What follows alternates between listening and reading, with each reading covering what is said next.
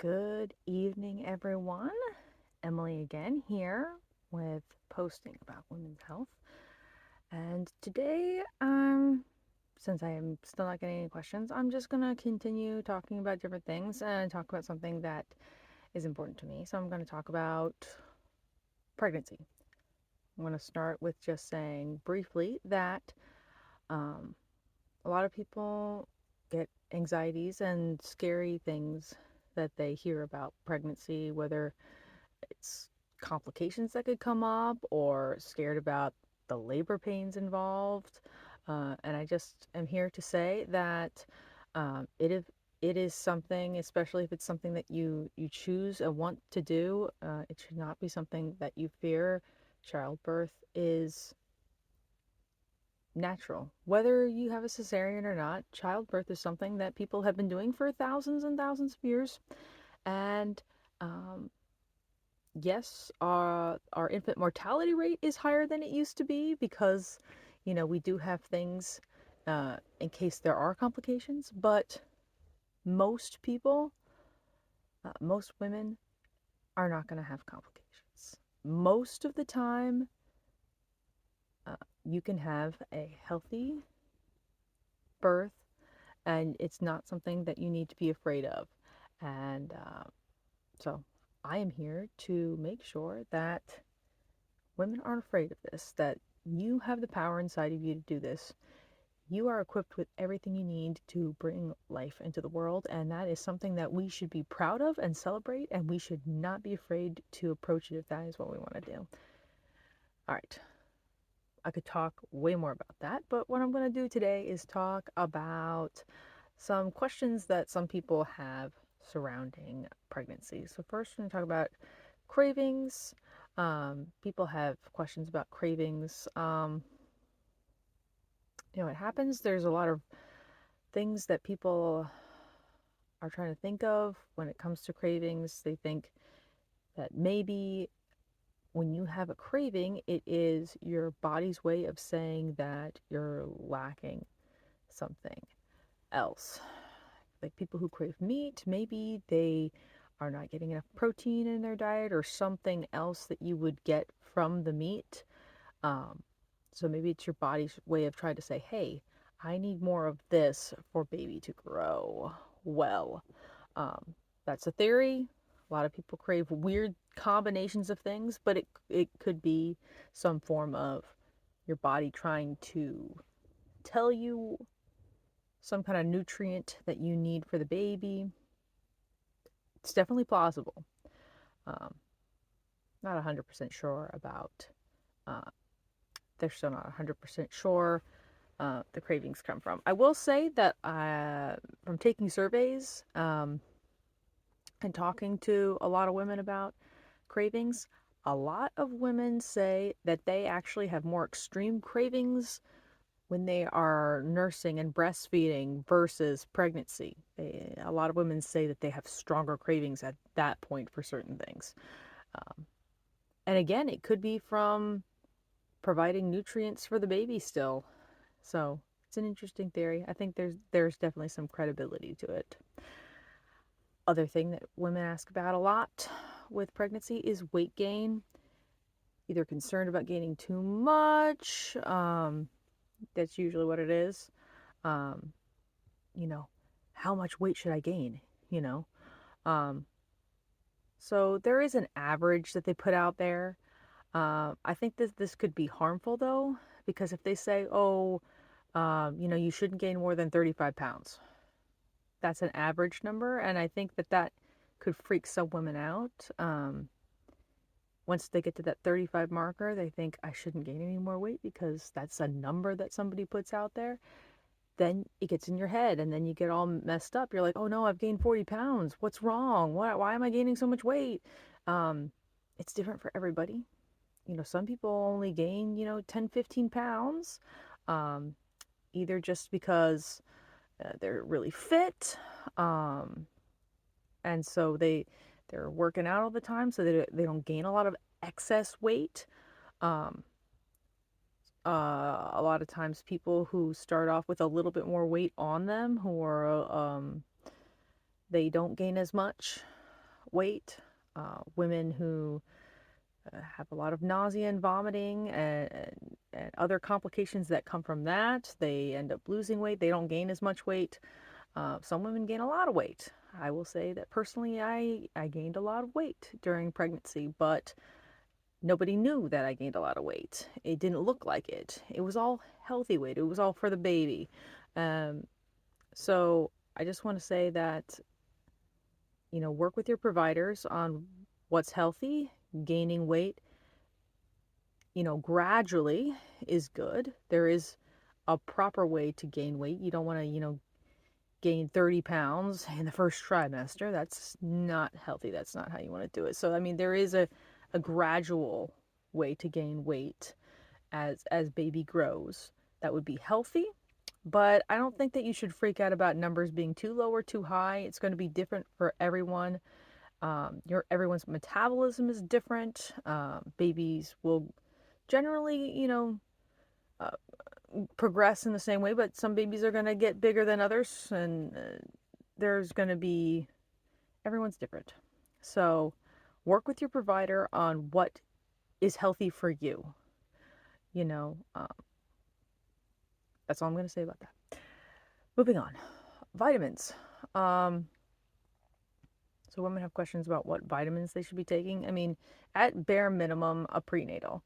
What kind of prenatal? Um, you want to make sure it's a high quality prenatal. You want to make sure that um, the ingredients are good. And you can always ask your providers if they have a recommended brand that has good quality ingredients that is made with it. If someone has questions about that, I can definitely refer some that I think that are good. Um, I will also say that they do, and also definitely recommend that if your prenatal does not have DHA in it, that you should also take a DHA supplement. Um, DHA is a kind of an omega-3 fatty acid. There are several different kinds, but that is one of them, and you can get it from uh, oily fish like salmon. And it's very good. It's good for healthy brain development. And so, especially early on when baby is developing their brain uh, in utero, it is very good to have that as well. Um, they also recommend if you're planning to conceive that you start taking your prenatal and your DHA when you're trying to conceive. Baby will grow a lot of its brain structure in that first 4 weeks. And most women, uh, if you're not planning, most women don't know that they're pregnant in those first few weeks.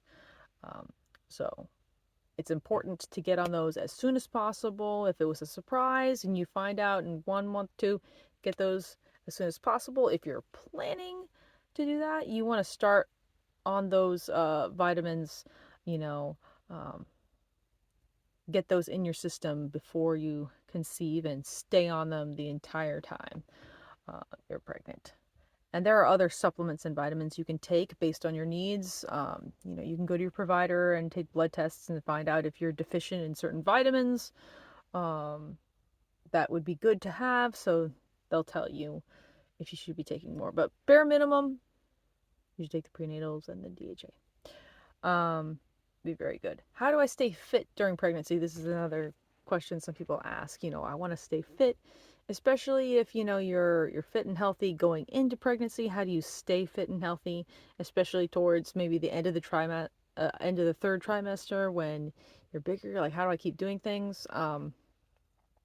I personally say pick activities that you can sustain through the whole time. Personally, I did a lot of walking and I did some prenatal yoga. Those you can do the entire time. I did prenatal yoga um, up until my due date for both of my kids.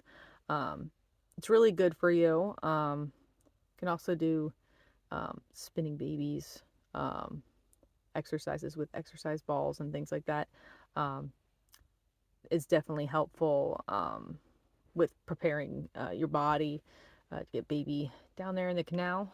So yeah, pick activities that you can do. If you're already an active person, if you're used to running or uh, whatever it is that you do, try to maintain that as much as you can as long as it's safe for you and baby. Work with your provider on that. But if you were lifting before, you can still lift with baby as long as you know it's not causing preterm labor or anything like that.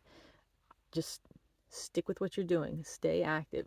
It's good to keep moving and keep doing things. It's good for you, good for development of your baby and all that. So briefly say that. Last thing I'll go over, people wonder about, you know, how should I sleep, blah, blah, blah, blah. And I mean that by like positions and stuff. Um, so definitely they recommend after you get to a certain point, usually they say around 20 weeks. That's gonna also kind of depend on, you know, how you're feeling at that point. You might feel like not sleeping on your back before then, but they recommend around 20 weeks um, because of how you're developing to no longer sleep on your back. So you're beside sleeping. Um, and just going to be honest from personal experience, after so long, it's just not comfortable to sleep on your back.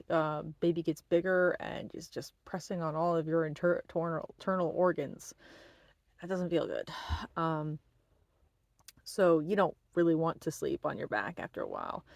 Um, they also recommend, especially if you have, uh, if you're at risk for preeclampsia or you have blood pressure related issues, to sleep on your left side. This is because of where the vena cava is located in your body, and sleeping on your left side will allow blood flow to move through your body best. Doesn't mean you can't sleep on your right side, it just means that you should try to sleep the most on your left side. Um, you can, of course, go back over to your right just because it gets tiring sleeping just on one side and you can get like, sore on your hips.